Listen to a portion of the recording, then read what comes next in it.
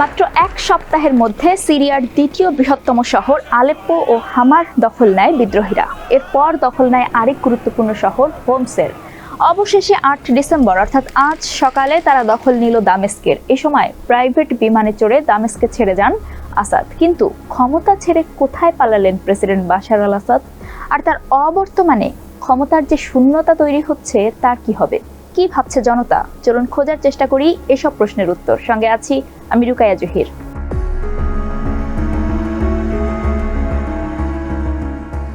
বিদ্রোহীদের আগমনী বার্তা পেয়ে সিরিয়ার প্রেসিডেন্ট বাশার আল আসাদ রাজধানী দামেস্ক ছেড়ে পালিয়েছেন। বার্তা সংস্থা রয়টার্সের কাছে এমনটাই জানিয়েছেন দেশটির সেনাবাহিনীর 2 সিনিয়র কর্মকর্তা। তবে দামেস্ক ছাড়লেও তিনি কোথায় গেছেন সেটা তাৎক্ষণিকভাবে জানা যায়নি।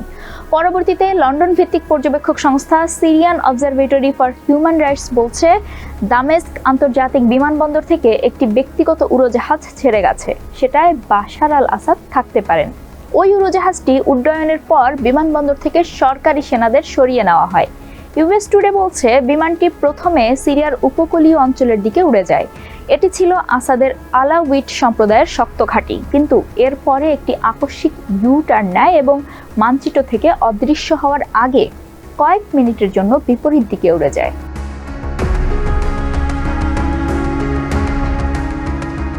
এদিকে প্রেসিডেন্ট বাশার আল আসাদের বর্তমান অবস্থান নিয়ে ছড়িয়ে পড়েছে গুজব। অনেকেই দামেস্ক থেকে উড্ডয়ন এবং অবতরণের ফ্লাইট পর্যবেক্ষণ করে বোঝার চেষ্টা করছেন তিনি দেশ ছেড়েছেন কিনা। যদিও এই ধরনের সব প্রতিবেদন অস্বীকার করেছে তার দপ্তর এবং জানিয়েছে তিনি এখনও দামেস্কেই আছেন। তবে দেখা যায়নি তার কোনো প্রকাশ্য উপস্থিতি। এর আগে 6 ডিসেম্বর ইরানের সর্বোচ্চ নেতা আয়াতুল্লাহ আলী খামেনির একজন উপদেষ্টা দামেস্কে আসাদের সঙ্গে দেখা করেছেন। অনেকে ধারণা করছেন শেষ পর্যন্ত ইরানের আশ্রয় নিতে পারেন আসাদ। এখনও আসাদের অবস্থান বা সিরিয়ার সর্বশেষ সার্বিক পরিস্থিতি নিয়ে কোনো আনুষ্ঠানিক বিবৃতি দেয়নি তার আরেক মিত্র রাশিয়া। পর্যবেক্ষকরা ধারণা করছেন দেশ ছেড়ে আসাদ ইরান বা রাশিয়াতেই আশ্রয় নিতে পারেন।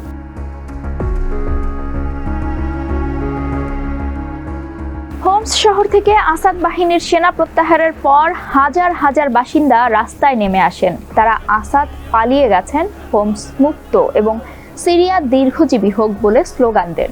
অন্যদিকে প্রায় 2000 সিরিয়ান সেনা সীমান্ত পার হয়ে ইরাকে আশ্রয় নিয়েছেন বলে জানিয়েছেন ইরাকের সীমান্তবর্তী সিরিয়ার আল কাইম শহরের মেয়র। আর অন্যদিকে দামেস্কের সেদনায়ায় বড় একটি কারাগার থেকে বহু বন্দীকে মুক্তি দিয়েছে বিদ্রোহীরা।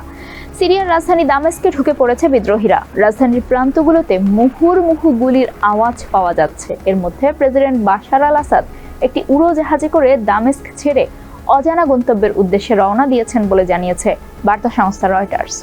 সিরিয়ার 2 জন জ্যেষ্ঠ কর্মকর্তার উদ্ধৃতি দিয়ে এ তথ্য জানিয়েছে রয়টার্স। এছাড়া আন্তর্জাতিক অন্যান্য সংবাদ মাধ্যমেও বাশার আল আসাদের রাজধানী ছেড়ে যাওয়ার খবর এসেছে। তবে আসাদের গন্তব্য কোথায় সে সম্পর্কে এখনো কেউ ধারণা দিতে পারেনি।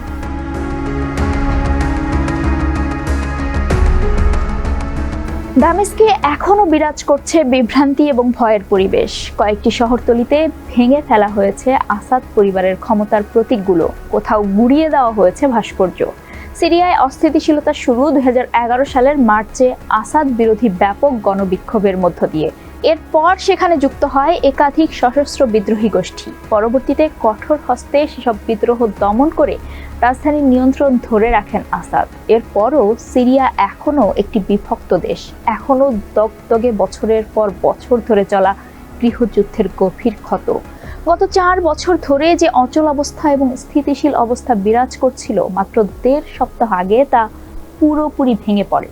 হঠাৎ করেই কঠোর আঘাত করেছে বিদ্রোহীরা, ফলে প্রতিঘাত বা প্রতিরোধ করে তুলতে ব্যর্থ হয় আসাদ বাহিনী।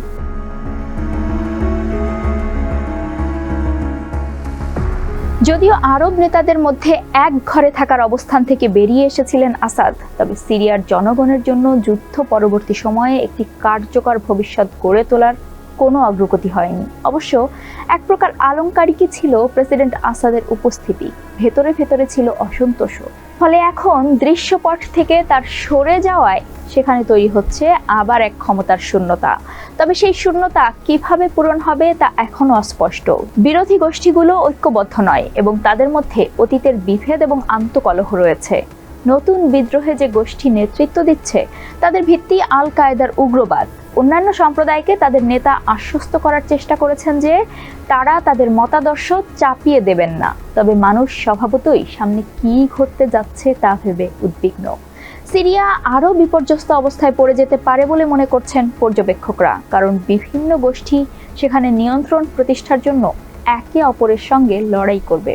এই পরিস্থিতি অত্যন্ত অস্থিতিশীল এবং উত্তেজনাপূর্ণ অঞ্চলটিতে আরও বিপজ্জনক অশান্তি সৃষ্টি করতে পারে। তবে আপাতত সিরিয়ার ভেতরে এবং বাইরে থাকা অনেক মানুষই একটি নতুন আশার বার্তা দেখছেন। তারা কখনো ভাবেননি আসাদ এভাবে কোণঠাসা হবেন। এখন তারা বিশ্বাস করছেন এবার ফিরে যেতে পারবেন নিজ বাড়িতে।